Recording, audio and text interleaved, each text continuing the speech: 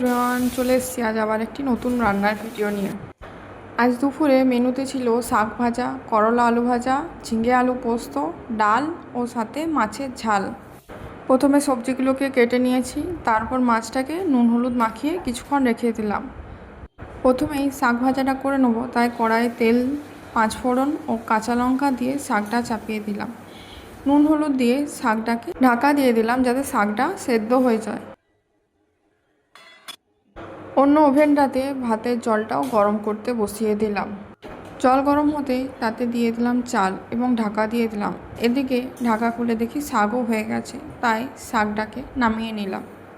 শাক নামিয়ে নিয়ে কড়াইটাকে ভালো করে ধুয়ে নিলাম এবং পোস্ত চাপানোর জন্য কড়াইয়ে তেল দিলাম। তেল গরম হতেই তেলের মধ্যে বড়ি দিয়ে দিলাম। বড়ি দিয়ে পোস্তটা খেতে ভালো লাগে। বড়িটা ভাজা হতেই দিয়ে দিলাম আলু ও ঝিঙে। আলু ও ঝিঙেটা কিছুক্ষণ ভালো করে ভেজে নিলাম। তারপর তাতে নুন দিয়ে আবারও কিছুক্ষণ ভালো করে ভেজে নিলাম। তারপর ঢাকা দিয়ে দিলাম আলু ও ঝিঙেগুলো যাতে সেদ্ধ হয়ে যায়। ঢাকা খুলে দেখলাম আলু ও ঝিঙে সেদ্ধ হয়ে গেছে, তাই বেটে রাখা পোস্তটা দিয়ে ভালো করে মিশিয়ে নিলাম। ভালো করে ফুটিয়ে নিলাম যাতে পোস্তর গন্ধটা চলে যায়। পোস্ত হয়ে গেছে। এবার পোস্তটা কড়াই থেকে তুলে নিলাম।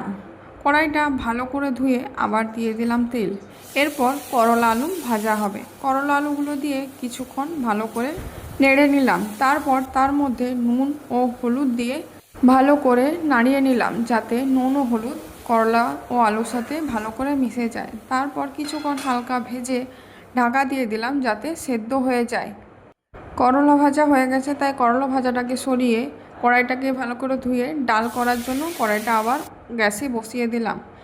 কড়াইয়ে তেল দিয়ে ডালটাকে ভালো করে ছকে নিলাম, যেটাকে অনেকে সাম্বার বলে, কিন্তু আমি ডাল ছকাই বলি। তারপরে কড়াইটা আবার ভালো করে ধুয়ে নিলাম। এরপর মাছ ভাজবো। কড়াইয়ে তেল ভালো করে গরম করে মাছগুলো কড়া করে ভেজে নিলাম। মাছ ভাজা হয়ে গেছে। এরপর মাছগুলো তুলে নিলাম।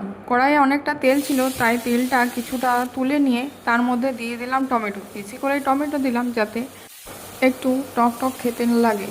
তারপর টমেটোর মধ্যে দিয়ে দিলাম একটু নুন যাতে টমেটোটা গলে যায়।